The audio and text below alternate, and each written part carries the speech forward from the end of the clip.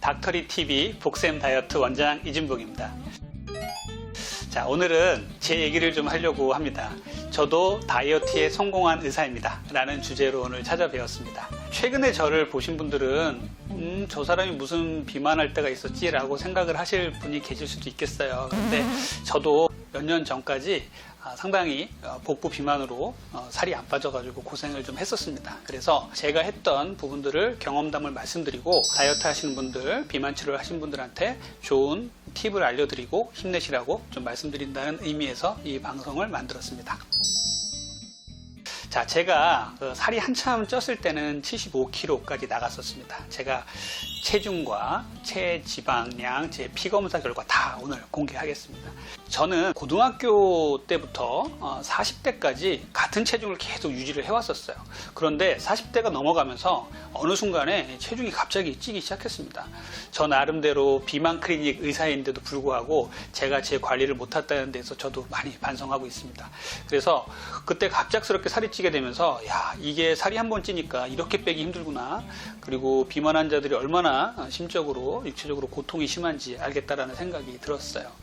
제가 생각해 보면은 저의 비만 원인은 몇 가지 제가 분석을 해보면 나이가 들면서 계속 진료실에 앉아 있으면서 또 운동도 안 하고 또 집에 들어가면 야식 그리고 회식, 술, 그리고 제일 안 좋았던 것들은 집에 들어가서 아무 일도 안 하면서 TV 보면서 뭔가를 주로 탄수화물이었죠. 뭔가를 계속 주워 먹었던 이런 안 좋은 습관들이 있었습니다. 저는 제가 살이 안 찔 줄 알았어요. 젊었을 때부터 좀 먹어도 살이 안 찌는 체질이었기 때문에 이렇게 먹어도 나는 살이 안 찐다, 이런 근거 없는 자신감에 좀 쌓여 있었습니다. 그러면서도 피검사나 건강상에도 문제가 없었기 때문에 좀 자신하고 교만해 있었죠. 그러다가 이제 40대가 넘어가서 살이 찌기 시작하는데 주체할 수가 없는 거예요. 갑자기 65kg였던 살이 75kg까지 찌는데 걷잡을 수 없이 식탐은 늘어나고 몸은 피곤하고 운동 나가기 싫고 이런 부분들이 계속 반복이 됐습니다. 그러면서 결국은 75를 찍는 순간 충격이었어요. 그래서 피검사를 해보니까 피검사에도 역시 제가 누누이 복부 비만의 위험성을 강조했던 부분들이 다 나왔습니다. 당뇨 전 단계, 고지혈증, 지방간까지 나왔어요. 그래서 이제로 안 되겠다. 제가 다이어트를 해야겠다고 생각을 하고 스스로 극복해야겠다고 생각하고 이제 열심히 다이어트에 돌입을 했습니다. 그런데 여러분들도 겪어보셨겠지만 다이어트는 정말 의지만 갖고 될 수 있는 상황은 아닙니다. 제가 저 자신을 되돌아봤을 때 제가 최고로 살이 쪘을 때 주로 복부 비만이 생겼는데요. 이런 복부 비만일 때 제 몸은 결국은 인슐린, 렙틴, 그렐린 모든 호르몬이 불균형이 왔고 조금만 먹어도 바로 인슐린이 달려들어서 지방으로 수척하는 이러한 몸으로 바뀌어 있었습니다. 이런 몸의 상태를 갖고서 갑작스럽게 단식을 한다든지 갑작스럽게 식사를 줄인다든지 운동을 너무 심하게 한다든지 이런 식으로 하는 다이어트는 100점 100패라고 저는 생각을 합니다. 저도 또한 그거를 실패를 또 똑같이 전철을 밟았습니다. 그런 실패를 겪고 나니까 비만 클리닉 전문의로서 제가 환자들한테 늘 얘기했던 것들을 저 자신은 지키지 않고 있었구나라는 좀 자책감이 좀 들었습니다. 제가 다이어트를 성공하면서 몇 가지 겪은 부분을 같이 공유하면서 말씀을 한번 나눠볼게요. 제일 처음에 제가 했던 것들은 우리가 새로운 것을 무엇인가 하는 것보다는 나쁜 것을 끊는 걸 먼저 했습니다. 운동을 나가고 뭔가 새로운 좋은 것들을 먹고 이런 것보다는 현재 내가 갖고 있는 나쁜 습관들이 무엇인가를 한번 봤더니 회식, 야식, 술, 아까 말씀드렸던 집에 들어와서 가만히 앉아서 간식 먹던 이런 습관들을 그만해야겠다라고 생각을 하고 중지를 했어요. 저도 상당히 회식과 사람과 술 상당히 좋아하는 사람인데요. 얼마 전부터 저 모임에 잘 안 나갔습니다. 이 자리를 빌어서 모임에 못 나가도 죄송하다는 말씀을 제 지인들에게 드립니다. 그래서 그런 것들을 딱 끊었습니다. 그랬더니 이제 조금 몸이 좀 돌아오기 시작했어요. 그 중에 제일 힘들었던 건 무엇이냐면 저녁에 집에 들어와서 가만히 앉아서 TV 보면서 뭔가를 간식을 먹던 이 습관이 너무 오래 내 몸에 남아 있었던 것 같아요. 그거를 안 하니까 저녁에 조금 안절부절 못하겠고 너무 재미없고 이게 오래 지속되다 보니까 약간 우울한 느낌까지도 들더라고요. 그래서 이 야식, 간식 먹는 습관이 얼마나 위험한가를 좀 다시 한번 깨닫는 순간이었습니다. 그래서 저녁에 그렇게 너무 배고프고 이럴 때 어떻게 했냐면 무나, 당근, 콜라비 뭐 이런 종류를 오이 같은 것들을 잘라서 냉장고에 넣어놨다가 조금씩 먹고 칼로리가 거의 없으니까 그런 것들을 먹고 이제 하룻밤만 지내자 해가지고 2 내지 3주 정도를 이렇게 밤에 야식을 안 먹고 지냈더니 몸이 좀 적응을 하더라고요. 그래서 밤에 이제부터는 안 먹게 되기 시작했습니다. 그래서 저녁을 안 먹었더니 자연스럽게 간헐적 단식, 시간 제한 다이어트가 되는 거예요.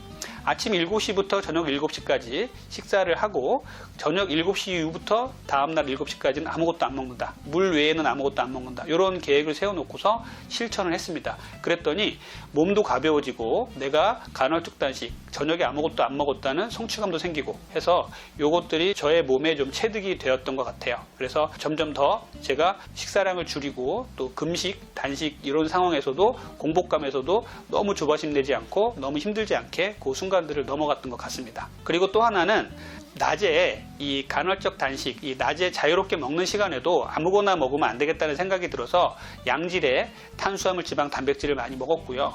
중간중간에 너무 배고프다고 생각될 때는 단백질 바, 단백질 음료, 단백질 파우더 이런 것들을 중간중간 먹었습니다. 그래서 우리가 또 중년의 다이어트에서는 근육을 잃으면 안 되기 때문에 이런 단백질을 좀 충분히 드시면서 다이어트 하실 것을 권장을 드리고요. 그리고 또 하나는 진료실에서 너무 오래 앉아 있는다는 생각이 너무 많이 들었어요. 그래서 뭐 환자를 계속 보다 보면 앉을 수밖에 없지만 그래도 환자가 잠깐 없는 시간, 이런 시간에는 좀 서 있어야겠다는 생각이 들어서 진료실에 서 있게 만드는 책상을 하나 마련했습니다. 그래서 요거를 갖고서 자주 서 있었더니 하체의 근력도 길러지고 허리도 안 아프고 그래서 이런 부분도 좀 도움이 됐던 것 같아요.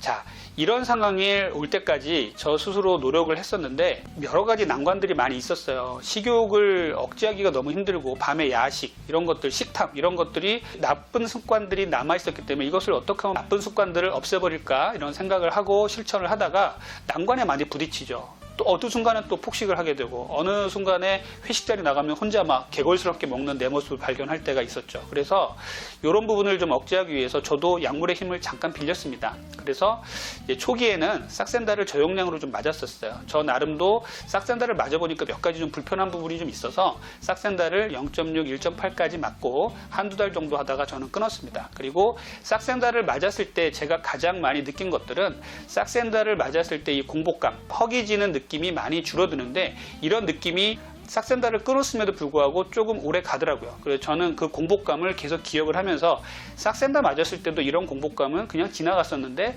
내가 지금 이것들을 굳이 먹을 필요가 없다 이런 생각들을 자꾸 하면서 그런 고비들을 좀 잘 넘어갔던 것 같습니다. 싹센다를 한두 달 정도 하고 끊고서 벨빅을 먹어봤습니다. 벨빅은 이제 하루에 2번 먹는 약인데 벨빅을 2알 먹었더니 저는 좀 오한이 좀 많이 와가지고 한 알만 저녁에 먹었습니다. 그랬더니 저녁에 식탐이 많이 감소를 해서 저녁에 야식 먹는 부분들을 많이 좀 줄일 수가 있었어요. 그래서 벨빅은 조금 6개월 정도를 먹었습니다. 벨빅과 싹센다를 소량을 이용하면서 제 나름대로 다이어트를 했고요. 뭐 싹센다, 벨빅을 높은 용량으로 쓰지 않았고 또 두 가지 약 모두가 뭐 금단 증상이나 이런 거에서 자유롭기 때문에 크게 불편감 없이 끊었습니다. 그리고 약 끊은 지 지금 뭐 6개월 이상 되는데도 잘 유지하고 있고요. 요즘에 제가 느끼는 것은 어떤 생각이 드냐면요. 제가 이루어 놓은 이 체중을 더 이상 찌지 않아야겠다는 생각도 하고요. 또 하나는 이제는 내 몸이 내 몸 속에 인슐린, 그렐린, 렙틴 같은 여러 가지 호르몬들이 제 자리를 찾았구나 하는 생각이 듭니다. 그래서 이렇게 건강한 습관들을 하면서 제가 다시 건강을 찾았기 때문에 내 몸에 다시 나쁜 게 들어오면 안 되겠다 이런 생각들을 하게 돼요. 그래서 정말 정제된 탄수화물, 나쁜 단백질, 정말 나쁜 지방들은 먹지 않아야겠다 이런 생각들을 많이 하고 있고요. 이런 것들을 계속 쓰다 보면 선순환은 계속 또 선순환을 낳습니다. 그래서 내 몸이 스스로 다이어트를 하게 만드는 이런 체질로 바꿀 수가 있다는 것을 제 몸 스스로 경험을 했습니다. 20대 때를 한번 생각해 보세요. 내 체중이 65kg였는데 어느 날 뭐 MT 가고 회식 있다 그래가지고 막 먹었다 그래서 뭐 일주일 뒤에 재봤을 때 65kg가 크게 변하지 않지 않습니까? 그런데 40, 50대가 돼가지고 그런 일이 한 번 있으면 갑작스럽게 체중이 올라가는 경우를 많이 보셨을 거예요. 그만큼 우리 몸이 스스로 다이어트를 하는 몸이냐 아니면은 여러 가지 호르몬부터 해서 여러 가지 기능들이 망가져 있는 몸이냐에 따라서 이렇게 먹는 음식에 따라서도 체중의 차이가 날 수가 있습니다. 올바른 방향의 다이어트를 해 나가면 선순환을 낳게 돼서 내 몸이 스스로 다이어트를 하는 몸으로 바뀌게 됩니다. 여러분들도 꼭 다이어트에 성공하시길 바라면서 제가 이 내용들 같이 공유해 봤습니다. 자, 오늘 제 영상이 도움이 되셨다면 구독과 추천 꼭 부탁드리고요. 알림 설정도 꼭 해주시고요. 앞으로도 좋은 내용으로 계속 찾아뵙겠습니다. 이상 닥터리 TV 복쌤 다이어트 원장 이진복이었습니다. 감사합니다.